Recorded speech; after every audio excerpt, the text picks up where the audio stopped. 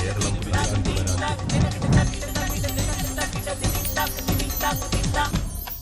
നമസ്കാരം. ഇത് ആറന്മുളയാണ്. ആറന്മുള നിയമസഭാ മണ്ഡലം പരമ്പരാഗതമായി UDFന്റെ ശക്തി കേന്ദ്രമെന്ന് പറയാം. പക്ഷേ കഴിഞ്ഞ 2 തെരഞ്ഞെടുപ്പുകൾ ആറന്മുള നിന്നത് ഇടതുപക്ഷത്തിനൊപ്പമാണ്. വീണ ജോർജ് അവരുടെ കരിയറിലെ ഒരു വലിയ ചില ആക്ഷേപങ്ങളും ആരോപണങ്ങളും ഒക്കെ നേരിടുന്നതിനിടയിലാണ് ഈ തെരഞ്ഞെടുപ്പ് വരുന്നത് എന്നതുകൂടിയുണ്ട്. സംസ്ഥാനത്തെ വളരെ സുപ്രധാനമായ ആരോഗ്യവകുപ്പിന്റെ ചുമതലയുള്ള മന്ത്രി ഈ മണ്ഡലത്തിലെ സ്ഥാനാർത്ഥിയാണ് എന്ന പ്രത്യേകതയുണ്ട്. കരിക്കൽ നീക്കുന്നു. കോൺഗ്രസ് ഇത്തവണ തിരിച്ചുപിടിക്കുമെന്ന് പറയുന്നു. അബിൻ വർക്കി എന്ന യുവ നേതാവിനെ കളത്തിലിറക്കുന്നു. ആറന്മുള സംഘപരിവാർ പ്രസ്ഥാനങ്ങൾക്കും ഏറെ ശക്തിയുള്ള ഒരു മണ്ഡലമാണ്. ഇവിടെ കുമ്മനം രാജശേഖരൻ കളത്തിലിറങ്ങുന്നു. അപ്പോൾ ആറന്മുള പറയാൻ പോകുന്ന രാഷ്ട്രീയം ഇത്തവണ നിർണായകമാണ്. തീർച്ചയായിട്ടും ആറന്മുള ഒരു VIP മണ്ഡലം എന്ന് തന്നെ പറയാം. കാരണം സംസ്ഥാനത്തിന്റെ ആരോഗ്യമന്ത്രി മത്സരിക്കുന്ന മണ്ഡലം. ആരോഗ്യമന്ത്രി വീണ ജോർജിനെ കുറിച്ച് പറഞ്ഞാൽ കോൺഗ്രസിലെ പത്തനംതിട്ടയിലെ ഏറ്റവും പ്രധാനപ്പെട്ട നേതാവിനെ വീട്ടിലിരുത്തിയാണ് അവർ രാഷ്ട്രീയ പ്രവേശനം നടത്തുന്നത്. പിന്നീട് ഭൂരിപക്ഷം വർദ്ധിപ്പിച്ച് 2021 വീണ്ടും ജയിച്ചു. ഇത്തവണ കുമ്മനം രാജശേഖരൻ എന്ന BJPയുടെ മുൻ സംസ്ഥാന അധ്യക്ഷൻ, ഏറ്റവും പ്രധാനപ്പെട്ട ഹൈന്ദവ നേതാവ് മത്സരിക്കുന്ന മണ്ഡലം. അബിൻ വർക്കി എന്ന യുവ തുർക്കിയായി മാറുമ്പോൾ അബിൻ വർക്കി എന്ന കാര്യം കൂടി ആറന്മുളയിൽ അറിയാൻ കഴിയും. അങ്ങനെ ആറന്മുള ഇത്തവണ വളരെ പ്രധാനപ്പെട്ട മണ്ഡലങ്ങളിൽ ഒന്നാണ്. BJPയുടെ A ക്ലാസ് മണ്ഡലമാണ്. CPMന് നിലനിർത്തിയേ മതിയാകൂ. അവരുടെ സംസ്ഥാന സമിതിയിലെ ക്ഷണിതാവിനെ ആരോഗ്യമന്ത്രിയെ വിജയിപ്പിച്ചേ മതിയാകൂ. BJPക്ക് കുമ്മനം രാജശേഖരനെ പോലെ ഒരാളെ നിർത്തി ആറന്മുള പോലെ അത്രയധികം സ്വാധീനമുള്ള മണ്ഡലത്തിൽ വിജയിക്കുക അവർക്കും വലിയ പ്രതീക്ഷയാണ്. അങ്ങനെ ആറന്മുള എന്തുകൊണ്ടും സംസ്ഥാനത്തിന് സവിശേഷ ശ്രദ്ധ അർഹിക്കുന്ന നേടിയ മണ്ഡലമായി മാറിക്കഴിഞ്ഞു. സജിത്ത, അങ്ങനെ ഞങ്ങൾ ആറന്മുള നഗരമധ്യത്തിലാണ്. ആറന്മുള മണ്ഡലത്തിന്റെ മധ്യത്തിൽ, അതായത് പത്തനംതിട്ട നഗരത്തിലാണ് ഞങ്ങൾ നിൽക്കുന്നത്. പത്തനംതിട്ട ജില്ലയുടെ എല്ലാ പ്രത്യേകതകളും പേറുന്ന മണ്ഡലമാണിത്. ക്രിസ്ത്യൻ വോട്ട് ബെൽറ്റുകൾക്ക് വലിയ സ്വാധീനമുണ്ട്. ഹിന്ദു നായർ വോട്ടുകൾക്ക് ഏറെ സ്വാധീനമുണ്ട്. ഒപ്പം മുസ്ലിം വോട്ടുകളുമുണ്ട്. അങ്ങനെ എല്ലാ സങ്കീർണതകളും ജാതി ഘടകങ്ങളും ഒക്കെ പ്രതിഫലിക്കുന്ന ആറന്മുള ഇത്തവണ എങ്ങോട്ട് ചിന്തിക്കും, ആർക്കനുകൂലമാകുമെന്നതാണ്. ഒരുപക്ഷേ മുന്നണി വോട്ടുകൾക്കും അപ്പുറം വ്യക്തിപരമായി സ്വാധീനിക്കാൻ കഴിയുന്ന വോട്ടുകൾ ഇത്തവണ ആറന്മുളയുടെ ജനവിധി എഴുതുമോ? എന്താണ് ഇവിടുത്തെ പൊതുവായ വികസന പ്രശ്നങ്ങൾ? എന്താണ് ഈ മണ്ഡലം കാത്തിരിക്കുന്ന ജനവിധി? ഇതിന്റെ സൂചകമാണ് നമ്മൾ പരിശോധിക്കുന്നത് ഈ അവസാന ഘട്ടത്തിൽ.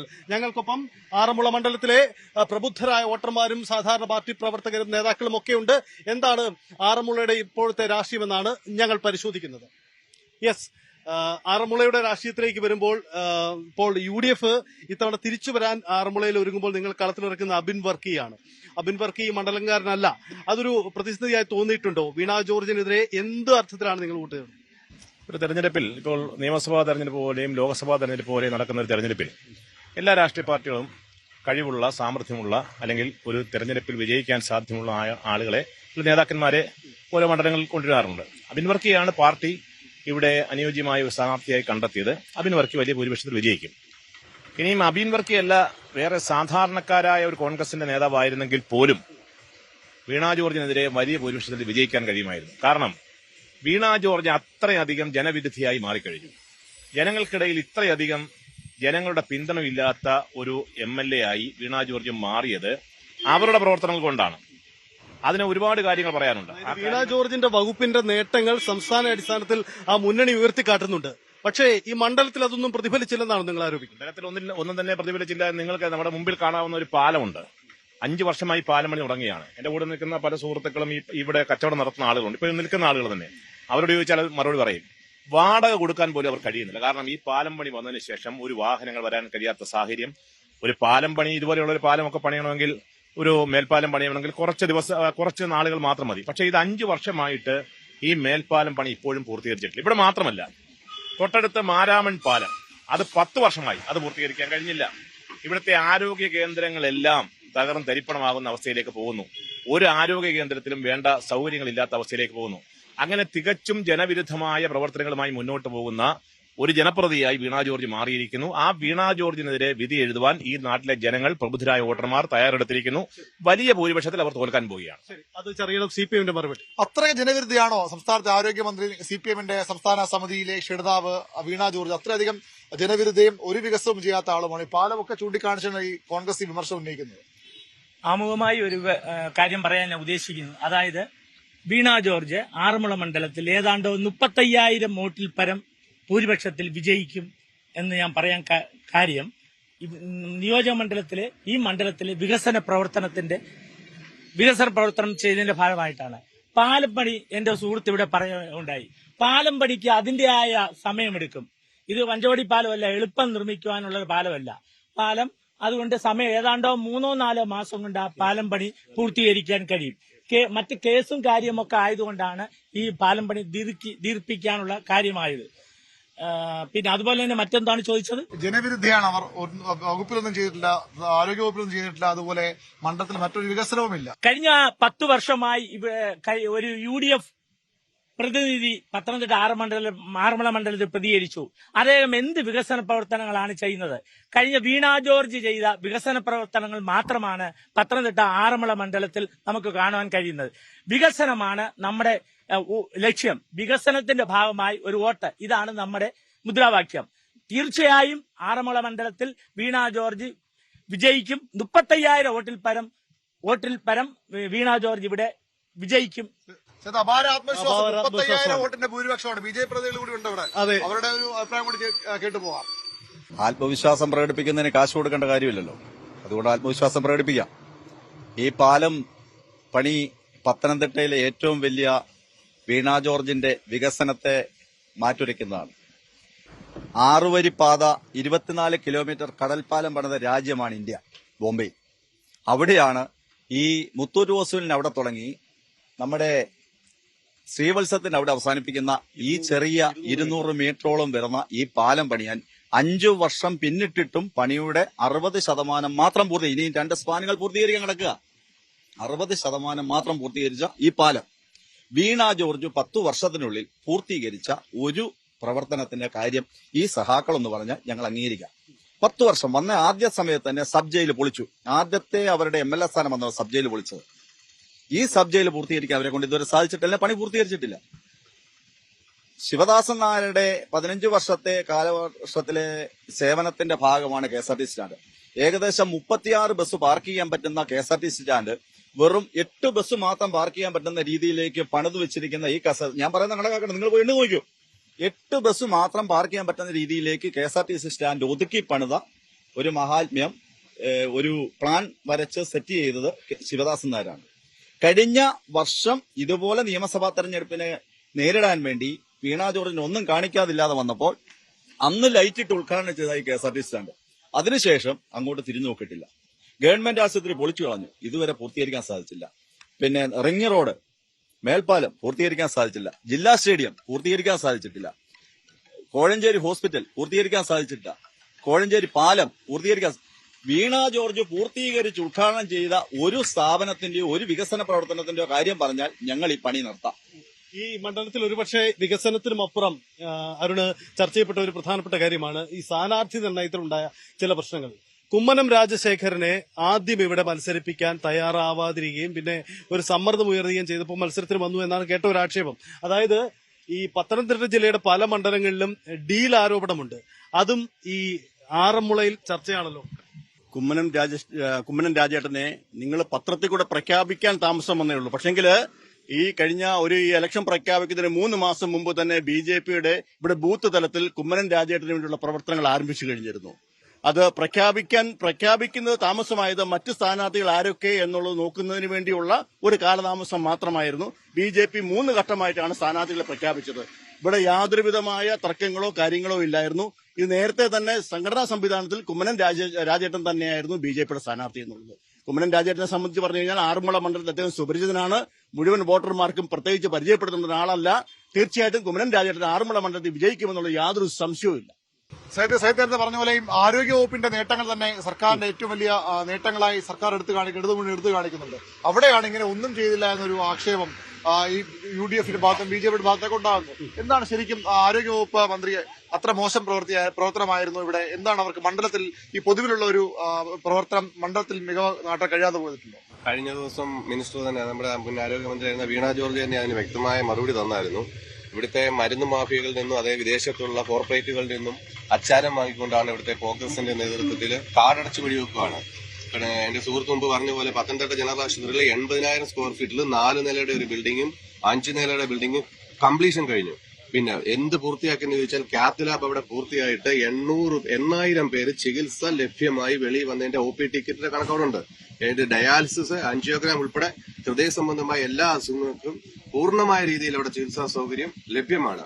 അപ്പൊ കാടടച്ച ഒരു പുകമറ സൃഷ്ടിക്കുന്ന രീതിയാണ് ചെയ്യുന്നത്. ഇന്ന് കേരള സംസ്ഥാനമാണ് നമ്മുടെ ഇന്ത്യയിൽ ഏറ്റവും കൂടുതൽ സൗജന്യ ചികിത്സ കൊടുക്കുന്നത്. കഴിഞ്ഞ 5 വർഷത്തിനുള്ളിൽ 25 ലക്ഷം പേർ OP ടിക്കറ്റ് എടുത്ത് ഇന്ന് കേരളത്തിൽ ചികിത്സ ലഭ്യമാക്കിയതുണ്ട്. ഏകദേശം 8,136 കോടി രൂപയുടെ ചികിത്സാ സംവിധാനം സർക്കാർ സാധാ ജനങ്ങൾക്ക് വേണ്ടി കൊടുത്തത് ഈ ഭരണകാലത്താണ്. അപ്പൊ 8,000 കോടി രൂപയൊക്കെ പ്രൈവറ്റ് മേഖലയിൽ പോകേണ്ടത് ഗവൺമെന്റ് മേഖലയിൽ പോകുമ്പോൾ ഇവിടുത്തെ കോർപ്പറേറ്റുകളായ ഹോസ്പിറ്റലുകളിൽ നിന്ന് പലതും വിദേശ കമ്പനികൾ ഏറ്റെടുത്തിരിക്കുകയാണ്. അപ്പൊ അവരുടെ നേതൃത്വത്തിൽ ആരോഗ്യമന്ത്രിക്കെതിരെ ഒരു പുകമറ സൃഷ്ടിച്ചുകൊണ്ട് പോവുകയാണ്. കോഴഞ്ചേരി പാലം 4 കേസ് കൂടി ഇനിയുണ്ട് തീരാന്. അതുകൊണ്ടാണ് അത് പൂർത്തിയാകാതെ കിടക്കുന്നത്. അബാൻ പാലം ഇത് എല്ലാരും പറയുന്നത് തീർന്നില്ലെന്ന്. പക്ഷെ ഞാൻ ചോദിച്ചോട്ടെ, തീർന്നില്ലെന്ന് പറയാനെങ്കിലും ഒരു പാലം ഉണ്ട് ഇവിടെ. ഇത് പത്തനംതിട്ട ജില്ലയിൽ ആദ്യത്തെ മേൽപ്പാലമാണ്.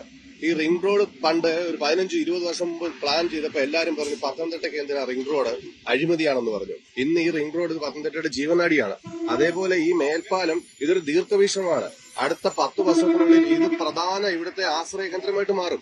പ്രൈവറ്റ് ബസ്, KSRTC ബസ്, അബാൻഡ്, കുമ്പഴ റോഡ്, സകല റോഡിലോട്ട് പോകുന്ന ബസ്സുകളും ഇന്ന് ഇതിന്റെ അടിയിൽ കൂടെ പോകുന്നുണ്ട്.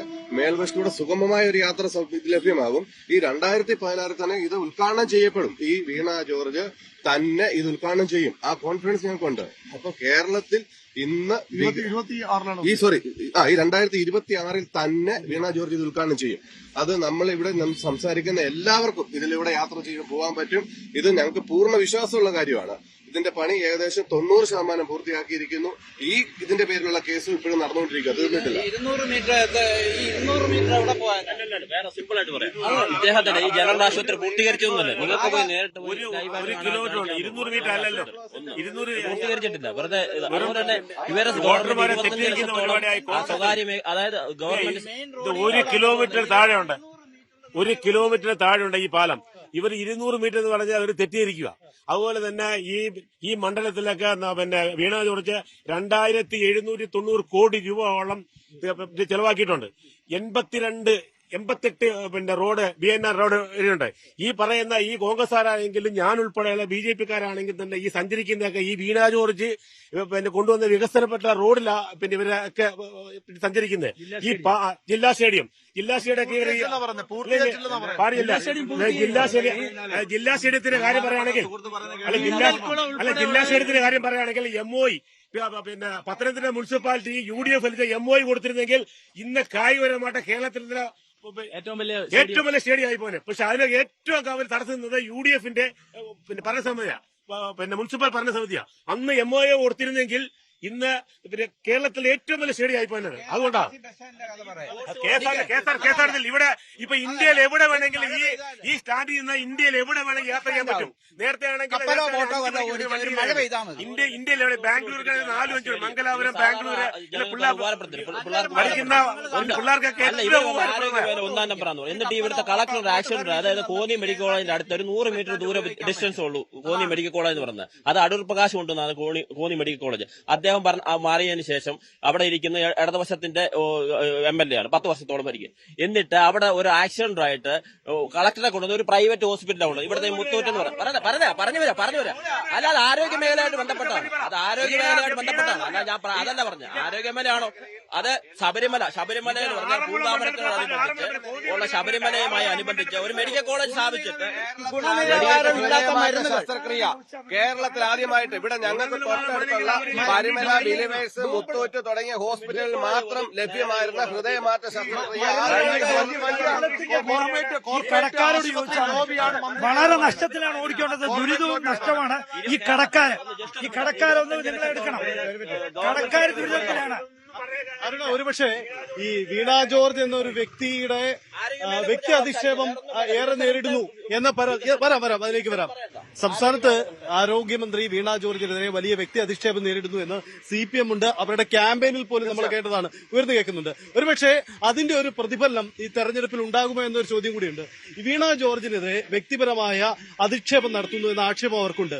ആ ആക്ഷേപം ഒരു പരിധി കഴിഞ്ഞു പോയില്ലേ? ഇപ്പൊ KSU പ്രവർത്തകരുടെ അവരാക്രമിച്ച പോലെയുള്ള പരാതിയുണ്ട്, അവർ കോളറിട്ട് നടന്ന് അവർക്ക് ആരോഗ്യ പ്രശ്നങ്ങൾ ഉണ്ടായിട്ടുണ്ട്. അപ്പോൾ ഒരു സ്ഥാനാർത്ഥിയെ അങ്ങനെ വ്യക്തിപരമായി അധിക്ഷേപിക്കുന്നത് യഥാർത്ഥത്തിൽ രാഷ്ട്രീയ നഷ്ടം നിങ്ങൾക്ക് ഉണ്ടാക്കില്ല. കോൺഗ്രസിന്റെ ഒരു പ്രവർത്തകരും KSUക്കാരായാലും യൂത്ത് കോൺഗ്രസ്സുകാരും ഞങ്ങൾ ആരും വീണ ജോർജിനെ വ്യക്തിപരമായിട്ട് ആക്ഷേപിച്ചിട്ടില്ല. അവർ ആരോഗ്യവകുപ്പ് മന്ത്രിയാണ്, ജനങ്ങളുടെ പ്രതിനിധിയാണ്. അവരുടെ ചെയ്തികൾ അല്ലെങ്കിൽ ജനപ്രതിനിധി എന്ന നിലയിൽ അവർ ചെയ്യാത്ത കാര്യങ്ങൾ അത് മാത്രമാണ് ഉയർത്തി കാണിക്കുന്നത്. കണ്ണൂരിൽ എന്താ സംഭവിച്ചത്? കണ്ണൂരിലെ KSU പ്രവർത്തകർ പ്രകടനമായിട്ട് പോയി കഴിഞ്ഞാൽ കഴുത്തുളുക്കുക എന്ന് പറഞ്ഞു കഴിഞ്ഞാൽ അത് ഞങ്ങൾ ജനങ്ങളുടെ മുമ്പിൽ ചൂണ്ടിക്കാണിക്കണ്ടേ? അവരെ ഞങ്ങൾ ഏതെങ്കിലും തരത്തിൽ ഇപ്പൊ ഉമ്മൻചാണ്ടിയെ പണ്ട് DYFIക്കാർ കല്ലെറിഞ്ഞു. ഞങ്ങൾ വീണ ജോർജിനെ കല്ലെറിയാൻ ഞങ്ങൾ പോയില്ല. ഞങ്ങൾ വീണ ജോർജിനെതിരെ അസഭ്യം പറയാൻ ഞങ്ങൾ പോയില്ല. ഞങ്ങൾ ഒരു കാര്യത്തിനും പോയില്ല. ഞങ്ങൾ ഇവരുടെ പ്രവർത്തനങ്ങളിൽ ഇല്ലായ്മ അല്ലെങ്കിൽ ഇവർ ഈ നാട്ടിലെ ജനങ്ങളോട് കാണിക്കുന്ന ജനവിരുദ്ധ സമീപനങ്ങൾ അതുമാത്രം തുറന്നു കാണിക്കുകയും മുദ്രാവാക്യം വിളിക്കുകയും കരിങ്കൊടി പ്രകടനം നടത്തുന്നതല്ലാതെ ഞങ്ങൾ എവിടെയാണ് ആക്രമിക്കാൻ പോയത്? ഞങ്ങൾ അവരുടെ കഴുത്തിന് ഞങ്ങൾ പിടിക്കാൻ പോയോ? സ്ത്രീ എന്ന പരിഗണന കൊടുത്തില്ലെന്നാണ് അവരുടെ പരാതി. സ്ത്രീ ആയാലും പുരുഷനായാലും ഒരു ജനപ്രതിനിധിയാണെങ്കിൽ അവരെ ഞങ്ങൾക്ക് വിമർശിക്കാൻ ഞങ്ങൾക്ക് അവകാശമില്ല. ഞങ്ങളുടെ ഭരണഘടന പറഞ്ഞിട്ടില്ലേ? അവരെ ഞങ്ങൾ ഒരു തരത്തിലൊന്നും പറഞ്ഞിട്ടില്ല. അവർ ആരോഗ്യ വകുപ്പിന്റെ മന്ത്രിയാണ്. ഇനി വേറൊരു ആരോഗ്യ വകുപ്പ് മന്ത്രിയായിരുന്നു ഇത് ചെയ്യുന്നതെങ്കിലും ഞങ്ങൾ വിമർശിക്കുമായിരുന്നു. ഇവിടെ ഞങ്ങളുടെ സഹപ്രവർത്തകർ ചൂണ്ടിക്കാണിച്ചു. പത്തനംതിട്ടയിലെ ഏറ്റവും പ്രധാനപ്പെട്ട ഒരു ആരോഗ്യ കേന്ദ്രമാണ് അടൂർ പ്രകാശ് കൊണ്ടുവന്ന മെഡിക്കൽ കോളേജ്. ആ മെഡിക്കൽ കോളേജിന്റെ ദുരവസ്ഥ ചൂണ്ടിക്കാണിക്കാൻ ഞങ്ങൾക്ക് പറ്റില്ലേ? അവിടെ ഇപ്പോൾ MLA ജനീഷ് കുമാറാണ്. അവിടെ ഒരു സർജറി വിഭാഗത്തിന്റെ ഡോക്ടർ സർജറി വകുപ്പിന് മുമ്പിൽ എഴുതി വെച്ചിരിക്കുകയാണ്, ആരോഗ്യ വകുപ്പ് മന്ത്രിയുടെ നിർദ്ദേശപ്രകാരം ഞാൻ പുറപ്പെടുവിക്കുന്ന സർക്കുലർ ഇവിടെ വരുന്നവർ സൂക്ഷിച്ചു വരണം, ഇവിടെ ആവശ്യമായ കാര്യങ്ങളില്ല എന്നൊരു ഡോക്ടർ എഴുതി വെക്കുമ്പോൾ ചൂണ്ടിക്കാണിക്കണ്ടേ? അതോടൊപ്പം തന്നെ പത്തനംതിട്ട ജനറൽ ആശുപത്രിയിൽ ആശുപത്രിയിൽ യാതൊരുവിധമായ പ്രവർത്തനങ്ങൾ താളം തെറ്റി കിടക്കുന്നു. അവിടെ എന്നിട്ട് ഒരു വ്യാജ ഉദ്ഘാടനം നടത്തിയിരിക്കുന്നു. ഈ സ്റ്റേഡിയത്തിന്റെ വ്യാജ ഉദ്ഘാടനം പൂർത്തീകരിക്കാതെ വ്യാജ ഉദ്ഘാടനം നടത്തുന്നു. മാരാമൺ പാലത്തിന്റെ വ്യാജ ഉദ്ഘാടനം നടത്തുന്നു. ഇവർ ഈ പണികളൊക്കെ പൂർത്തീകരിച്ചതിന് ശേഷം ചെയ്യട്ടെ. ഇവിടെ ഒരു സുഹൃത്ത് പറഞ്ഞൊരു പാലം പണിയാൻ കുറച്ച് നാളെടുക്കും ഞങ്ങൾക്കറിയാം. പക്ഷെ 5ഉം 10ഉം വർഷം ഒരു പാലം പണിഞ്ഞ് ജനങ്ങളെ ദുരിതത്തിലാക്കുന്നത് ഞങ്ങൾക്ക് ചൂണ്ടിക്കാണിക്കണ്ടേ? ഇങ്ങനെയുള്ള കാര്യങ്ങളാണ് ഞങ്ങൾ ചൂണ്ടിക്കാണിക്കുന്നത്. ഇവിടെ ഈ കേരളത്തിലെ ഉടനീളം ആരെങ്കിലും ആശുപത്രിയിൽ ഒരു ഗർഭിണി പോയി കഴിഞ്ഞാൽ ആ ഗർഭിണിയുടെ വയറ്റിൽ കത്രികയിട്ട് കുത്തിക്കെട്ടി വിടുന്ന സമീപനം ഞങ്ങൾക്ക് ചൂണ്ടിക്കാണിക്കണ്ടേ? ആരുടെയെങ്കിലും ഇടത് കൈ ഓപ്പറേഷൻ പോയാൽ വലതുകാല് ആ ഓപ്പറേഷൻ ചെയ്ത് വിടുന്ന പക്ഷെ അത് പറയുമ്പോഴും സംസ്ഥാനത്തെ സർക്കാർ ആശുപത്രികളിൽ ചികിത്സാ പിഴവുണ്ട്. അത് സ്വകാര്യ മേഖലകളിൽ നിരന്തരം സംഭവിക്കുന്നുമുണ്ട്. പക്ഷേ അതിന്റെ പേരിൽ ഒരു വ്യക്തിയെ മാത്രം നിരന്തരമായി റോഡ് തടയുന്നു, അവർക്കേറെ അക്രമം നടത്തുന്നു, അങ്ങനെ ഒരു സംഭവം ഉണ്ടായി. അതൊക്കെ പറയാൻ ഇവർക്ക് അവകാശമുണ്ടോ?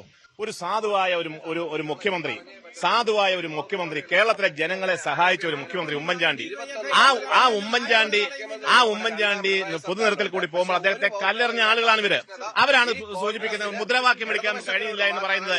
എന്തർത്ഥത്തിലാണ് ഇവർ പറയുന്നത്? ലക്ഷ്യം ഇവിടുത്തെ മരുന്ന് ലോബിയെ സഹായിക്കാൻ വേണ്ടിയുള്ള കൃത്യമായ അജണ്ടയാണ്. അല്ലെങ്കിൽ എന്തുകൊണ്ട് 20 വകുപ്പുകൾക്കും ഇവർക്ക് അസഹിഷ്ണുതയില്ല? ഈ ഒരു വകുപ്പിനോടെയുള്ള അസഹിഷ്ണുത കഴിഞ്ഞ 5 വർഷത്തിനുള്ളിൽ ഒരു വകുപ്പിനോട് ഇവർ സമരം ചെയ്തിട്ടില്ല, ഒരു കൊടി കുത്തിയിട്ടില്ല, ഒരു കൊടി പിടിച്ചിട്ടില്ല. ആരോഗ്യമന്ത്രി എവിടെ പോയാലും, ആരോഗ്യമന്ത്രി റെയിൽവേ സ്റ്റേഷനിൽ പോയാൽ അവിടെ, ആരോഗ്യമന്ത്രി ബസ് സ്റ്റാൻഡിൽ പോയാൽ അവിടെ, ആരോഗ്യമന്ത്രി വീട്ടിൽ ഉറങ്ങാൻ പോയാൽ അവിടെ, വീട് തുറന്ന് റീത്ത് കൊണ്ടുവെക്കും. അപ്പം 20 വകുപ്പിനോട് അസഹിഷ്ണുതയില്ല, ആരോഗ്യമന്ത്രിയോട് മാത്രം അസഹിഷ്ണുത. ഇതിന്റെ വ്യക്തമായ ധാരണ കേരളത്തിലെ ആരോഗ്യമേഖല തകിടം മറിക്കണം. ഇവിടുത്തെ പ്രാഥമിക ആരോഗ്യ കേന്ദ്രം കുടുംബാരോഗ്യങ്ങളായിട്ട് ഉയർത്തി. പത്തനംതിട്ടയിൽ 6 മണി വരെ OP സൗകര്യം കൊണ്ടുവന്നു. എല്ലാത്തിനും ഉപരി നമ്മൾ ചെയ്യേണ്ട കാര്യങ്ങൾ ഈ ആരോഗ്യമന്ത്രിയുടെ കീഴിലുള്ള വനിതാ ശിശുക്ഷേമ വകുപ്പിൽ പത്തനംതിട്ട മുനിസിപ്പാലിറ്റിയിലുള്ള അങ്കണവാടികൾ ശ്രദ്ധിക്കണം. എന്റെയൊക്കെ കുഞ്ഞിലെ നമ്മുടെ കുട്ടികൾ സ്കൂളുകളിൽ ടൈ ഇട്ട് പോകുന്നത് കാണുമ്പോൾ കൊതിച്ചിട്ടുണ്ട് നമ്മുടെ കുട്ടികളും അങ്ങനെ ഒന്ന് പോകാൻ. ഇന്ന് സാധാരണക്കാരന്റെ കുട്ടികൾ AC റൂമിന്റെ അകത്ത് ടൈലിട്ട തറയിൽ, മാർബിളിട്ട തറയിൽ ഇരുന്നാണ് ഇന്ന് അങ്കണവാടിയിൽ പ്രാഥമിക ആരോഗ്യമന്ത്രി മാത്രമേ വളരെയിട്ട് ആക്രമിക്കുകയാണ്. MP ഇവിടെ MP ഇവിടുത്തെ വെയിറ്റിംഗ് ഷെഡും ഐമാക്സും അല്ലാതെ ഏതെങ്കിലും ഒരു വികസന പ്രവർത്തനം ചൂണ്ടിക്കാട്ടാൻ ഈ കോൺഗ്രസ് പ്രവർത്തനം കഴിയുമോ? ഐമാക്സിലായിട്ടും ഏതെങ്കിലും ഒരു വികസന പ്രവർത്തനം ചൂണ്ടിക്കാട്ടാൻ കഴിഞ്ഞ 20 വർഷത്തെ ഒരു കാര്യം ഈ വ്യക്തി അധിക്ഷേപം അതിരുവിട്ടപ്പോഴാണോ വീണ ജോർജിന്റെ കുടുംബത്തിൽ തന്നെ ഇനി ഇത്തവണ സ്ഥാനാർത്ഥി ആക്കേണ്ടതില്ല എന്നൊരു നിർദ്ദേശം വരുന്നതിന്റെ കാരണം? അത് തന്നെ. പിന്നെ വീണ ജോർജ് മത്സരിക്കണമെന്ന് അവരുടെ കുടുംബത്തിൽ ഉണ്ടാകുന്ന വിഷയങ്ങളായിരുന്നു. അത് പിന്നെ മറ്റു മന്ത്രി എന്ന നിലയിൽ അവർ ഈ നാടിന് വേണ്ടി ചെയ്ത കാര്യങ്ങൾ അവർ കഴിവിനപ്പുറമായി, ഒരു വനിത എന്ന നിലയിൽ അതിനപ്പുറമായിട്ട് ചെയ്തു. പ്രത്യേകിച്ച് പത്തനംതിട്ടയിലെ ആറന്മുള മണ്ഡലത്തെ പൂർണ്ണമായും ഒരു ആധുനിക രീതിയിലേക്ക് കൊണ്ടുവരാൻ അവരെ കൊണ്ട് സാധിച്ചു. അത് അങ്കണവാടി ആയാലും ശരി, വെൽനസ് സെന്റർ ആയാലും ശരി, പ്രാഥമിക ഈ പത്തനംതിട്ട മുനിസിപ്പാലിറ്റി 3 വെൽനസ് സെന്റർ തുടങ്ങി. കഴിഞ്ഞ മുനിസിപ്പാലിറ്റി മുഴുവൻ ഇവിടെ UDF ഭരിച്ചുകൊണ്ടിരുന്ന സമയത്ത് പോലും ഒരു വെൽനസ് സെന്റർ തുടങ്ങാൻ ഇവിടെ സാധ്യതയില്ലാത്ത സമയത്ത് സ്വന്തം ബിൽഡിംഗിൽ ഒരെണ്ണം ഓപ്പൺ ചെയ്തു. സ്വന്തം ബിൽഡിംഗ്, ബാക്കി 2 വാടകയ്ക്കാണ്. 3 വെൽനസ് സെന്റർ തുടങ്ങി. ഇവിടുത്തെ പ്രാഥമിക ആരോഗ്യത്തെ കുടുംബാരോഗ്യകരമാക്കി. ഇവിടുത്തെ അങ്കണവാടികൾ സ്മാർട്ട് അങ്കണവാടികളാക്കി. AC വെച്ച അങ്കണവാടികളാണ് ഇവിടെ. AC വെച്ചതിലാണ് ഇവിടുത്തെ സാധാരണക്കാർ പഠിക്കുന്നത്. അപ്പൊ ഈ ആരോഗ്യമന്ത്രി ഇല്ലായ്മ ചെയ്യുന്നവർക്ക് ഈ ശിവദാസൻ നായർ എന്തെങ്കിലും ഒരു പ്രവർത്തനം 10 വർഷം ഇവിടെ MLA ആയിരുന്ന ഒരു വ്യക്തിയാണ്, ചൂണ്ടിക്കാണിക്കാൻ പറ്റുമോ? ആ ഒരു പ്രധാനപ്പെട്ട ഒരു പ്രവർത്തനം ശിവദാസൻ നായർ 15 വർഷം പ്രതിനിധീകരിച്ച ഒരു മണ്ഡലം. ഓക്കെ, അവിടെ കഴിഞ്ഞിട്ട് 25 വർഷം MP ആയ ഒരാളുണ്ട് ഇവിടെ ഒരു കല്ലിട്ടിട്ട് പോയ കല്ലിന്റെ മണ്ടയ്ക്ക് പുല്ല് കിളിക്കുക. എന്തോ ചെയ്ത അയാള്? കുറെ ഹൈമാസ്റ്റ് ലൈറ്റ് മാത്രം അയാൾ ചെയ്തത്. ആന്റണി MP ഇവിടെ ഈ കഴിഞ്ഞ 10 വർഷം വികസനത്തിന്റെ 10 വർഷമായിരുന്നു. അതായത് ഗവൺമെന്റ് ആശുപത്രി, KSRTC ബസ് സ്റ്റാൻഡിനെ കുറിച്ച് ഇവിടെ പറഞ്ഞു. KSRTC ബസ് ഇവിടെ ബാംഗ്ലൂര്, മംഗലാപുരം, മൈസൂർ എല്ലാ ദിവസവും ബസ്സുണ്ട്. ശബരിമല സീസണായ 100 ബസ്സാണ് പോകുന്നത്. 100 ബസ്. അതുപോലെ ശബരിമല സീസണിന് ആവശ്യത്തിന് 1000 ബസ്സുകൾ ഈ KSRTCയുടെ വികസനം സംഭവിച്ചെന്ന് ഉടനെ പറയണം. വികസനം ഇവര് പറയുന്ന കഴിഞ്ഞ 5 വർഷക്കാലം വികസനം എന്ന് പറയുന്നത് ഇവിടെ പത്തനംതിട്ട നഗരത്തിലെ ജനങ്ങൾ ബുദ്ധിമുട്ടുക. പത്തനംതിട്ട നഗരത്തിൽ വരുന്ന ഒരാൾക്ക് വാഹനം പാർക്ക് ചെയ്യുന്നതിനോ, ഒരു സ്ഥാപനത്തിൽ ഒരു സാധനം വാങ്ങിക്കുന്നതിനോ, ഒരു ഓഫീസിൽ പോകുന്നതിനോ സാധിക്കുന്നില്ല. കാരണം എന്താ? റിംഗ് റോഡിൽ മേൽപ്പാലം ചരിത്രത്തിൽ ആദ്യത്തെ സംഭവം.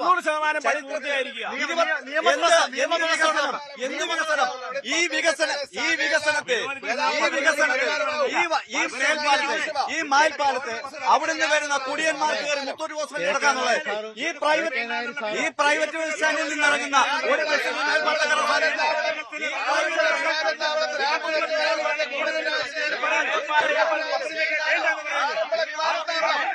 ഒരു ചോദ്യം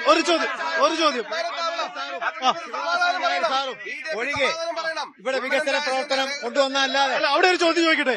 ഈ ശിവദാസൻ നായർ 15 വർഷം തുടർച്ചയായി ഇരുന്നിട്ടാണ് വീണ ജോർജ് വരുന്നത്. അപ്പൊ ഈ 15 വർഷം എന്തു ചെയ്തു എന്നൊരു ചോദ്യം കൂടി. ശിവദാസൻ നായർ 15 വർഷം കൊണ്ട് ഈ പത്തനംതിട്ടയിൽ ഒരുപാട് വികസന പ്രവർത്തനം കൊണ്ടുവന്നിട്ടുണ്ട്. അത് വന്ന KSRTC ബസ് സ്റ്റാൻഡ്, പിന്നെ കഴിഞ്ഞ കോളേജുകള് നിങ്ങളൊന്ന് അന്വേഷിച്ചാൽ മതി. എല്ലാ മേഖലകളിലും ശിവദാസൻ നായരും KK നായർ സാറും കൊണ്ടുവന്ന ഒറ്റ ഈ മേൽപ്പാലം ഒഴിച്ച് വീണ ജോർജ് ഈ മേൽപ്പാലം കൊണ്ട് ആർക്കെങ്കിലും ഒരു 10 പൈസയുടെ ഉപകാരമുണ്ടോ? കച്ചവടക്കാർ വഴിയാധാരമായി എന്നുള്ളതല്ലാതെ ഇവിടെ എന്തോ വികസനം നടത്തിയിട്ടുള്ളത് ഒന്ന് ചൂണ്ടിക്കാണിച്ചാണ്.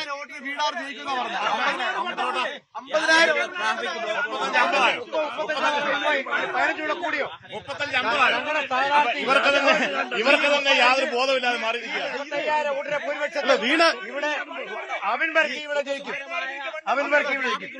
ായിരുന്ന പത്തനംതിട്ടയെ ഒരു വീണ ജോർജിന്റെ വികലമായ കാഴ്ചപ്പാട് കൊണ്ട് റിംഗ് റോഡിൽ കൊണ്ട് ഒരു പാലം ഉണ്ടാക്കുകയും അതുവഴി ഇവിടുത്തെ 10 വർഷത്തോളം വികസനം. അതായത് 7000 വോട്ടിന്റെ ഭൂരിപക്ഷത്തിൽ ജയിച്ചിട്ട് അത് 19,000 പേരെ വോട്ടിന്റെ ഭൂരിപക്ഷമായി അവർ വർദ്ധിപ്പിച്ചു കഴിഞ്ഞു. ആ കണക്കിലാണ് നമ്മൾ നിൽക്കുന്നത്. അപ്പോൾ ആ ഒരു പ്രൊജക്ഷൻ അവർക്കുണ്ട്. അതൊക്കെ ഉണ്ട്. പക്ഷേ ഇവിടെ സംഭവിക്കാൻ പോകുന്ന കാര്യം ഞാൻ പറയാം.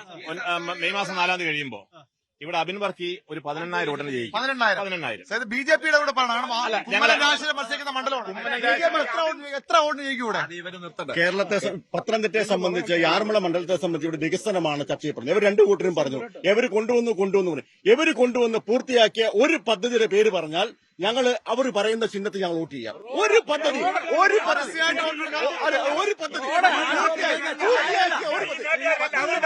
ആറന്മുളയെ സംബന്ധിച്ച്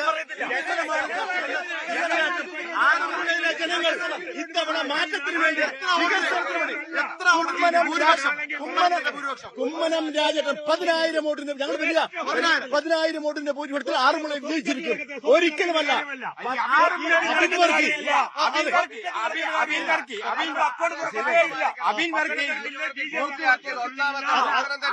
ഗവൺമെന്റ് ഹൈസ്കൂൾ അത്യാധുനിക ലൈബ്രറി, ഡിജിറ്റൽ ക്ലാസ് റൂമിൽ ലാബോട് കൂടിയ ഗവൺമെന്റ് ഹൈസ്കൂൾ. പിരിച്ച കണക്കൊന്ന് വ്യക്തമാക്കാമോ? വികസനം ഗവൺമെന്റ് ഹൈസ്കൂൾ. ആറന്മുള അസംബ്ലി മണ്ഡലത്തിൽ ഈ വീണ ജോർജ് നടത്തിയ വികസന പരിപാടി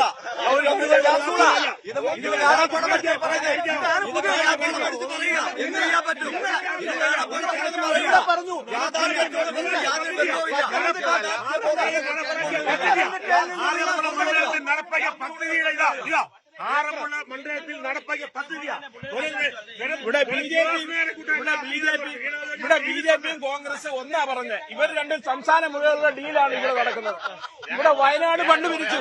വയനാട് ഫണ്ട് എവിടെ വയനാട് ഫണ്ട് പിരിച്ചിട്ട് ഒരു കല്ലിട്ടോ കഴിഞ്ഞ 5 വർഷക്കാലം സ്മാരക ഫണ്ട് 50 കോടി എവിടാ?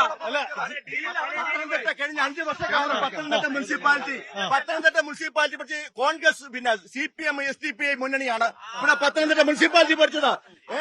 ആ ഡീല് പറഞ്ഞ CPM ആണ് ഇവിടെ മറ്റു ഡീല് പറഞ്ഞുകൊണ്ട് വരുന്നത്. അല്ലെങ്കിൽ അവർ പറയട്ടെ, പാലക്കാട്ട് BJP CPM ഡീൽ നടന്നുകൊണ്ടിരിക്കുന്നത്. ആറന്മുള ഒരു ഡീൽ നടത്താൻ ഒരു ഡീലുമില്ല. BJPയെ കൊണ്ട് സ്ഥാനാർത്ഥിയാക്കാൻ നോക്കിയപ്പോൾ അവര് BJPയിലെ ചില ആളുകളെ എതിർത്തനെ തോന്നിയ ഒരു സ്ഥാനാർത്ഥിയെ കൊണ്ടുവച്ചിട്ടുണ്ട്. ആരാണെന്ന് ആർക്കറിയാം. ആ വോട്ടുകളെ SDPയുടെ വോട്ട് വേണം. സഹാക്കന്മാർക്ക് ആർക്കെങ്കിലും BJPയുടെ വോട്ട് വേണമെന്നാ പറയുന്നത്. ബിജെപിയുടെ കുമ്മനത്തിന് കൊടുത്തോളും, താമരയ്ക്ക് കൊടുത്തോളും. CPM സ്ഥാനാർത്ഥിയുണ്ട്, ജയിക്കാൻ വേണ്ടി സ്ഥാനാർത്ഥിയുണ്ട്. വീണ ജോർജിനെ ജില്ലയ്ക്ക് പുറത്തുനിന്ന് വരുന്ന ആളാണ്. അതൊരു പ്രശ്നമുണ്ടോ നിങ്ങൾക്ക് ഇവിടെ ക്യാമ്പ്? അങ്ങനെയാണെങ്കിലേ കഴിഞ്ഞ ലോക്സഭാ തെരഞ്ഞെടുപ്പിൽ തോമസ് ഐസക്കിനെ ഇവരെന്തിനെ കൊണ്ടുവന്നേ? പ്രമോദ് നാരായണനെ എവിടുത്തുകാരന് അയാള് റാന്നി സ്ഥാനാർത്ഥിയൊക്കെ എങ്ങനെയാ? അപ്പൊ വെറുതെ ഇതൊക്കെ ചുമ്മാ പറയുന്നതാ. തോറ്റു പോകുമെന്ന് മനസ്സിലാക്കിയപ്പോൾ അബിൻ വർക്കി ഞാൻ നേരത്തെ സൂചിപ്പിച്ചല്ലോ. ഇനി അബിൻ വർക്കിയല്ല ഞങ്ങളുടെ ഒരു വാർഡ് പ്രസിഡന്റ് ഇവിടെ മത്സരിച്ചാൽ പോലും വീണ ജോർജ് തോറ്റു പോകും. കാരണം അത്രയധികം ജനവിരുദ്ധിയായി മാറിക്കഴിഞ്ഞു. ഒരു കാര്യം ചെയ്യാൻ കഴിയാത്ത ഒരു MLA ആയിട്ട് അവർ മാറി. അവർ തോക്കാൻ പോകുന്നു. അവരുടെ വീട്ടിൽ തന്നെ പറഞ്ഞു, ഞങ്ങളുടെ വീട്ടിൽ ചില പ്രശ്നങ്ങളൊക്കെ ഉണ്ട്, അതുകൊണ്ട് ഞങ്ങൾ മത്സരിക്കാൻ താല്പര്യം. 35,000 വോട്ടിന് വീണ ജോർജ് ജയിക്കും. മെയ് 4 അബിൻ വർക്കി നിയമസഭയിൽ ഉണ്ടായിരിക്കും. ജനങ്ങൾ തന്നെ അവരുടെ വിശ്രമിക്കാൻ വേണ്ടിയിട്ടുള്ള തയ്യാറെടുപ്പ് നടത്തിക്കൊണ്ടിരിക്കുക. അത് ഞങ്ങൾ നടത്തിക്കോളാം. വികസനത്തിന് ഒരു വോട്ട്, അതാണ് ആറന്മുള മണ്ഡലത്തിൽ വീണ ജോർജ് വിജയിക്കുവാൻ പോവുകയാണ്. വികസനത്തിന് ഒരു വോട്ട് ആറന്മുള മണ്ഡലത്തിൽ വീണ ജോർജ് 35,000 വോട്ടിന്റെ ഭൂരിപക്ഷത്തിൽ വിജയിക്കും.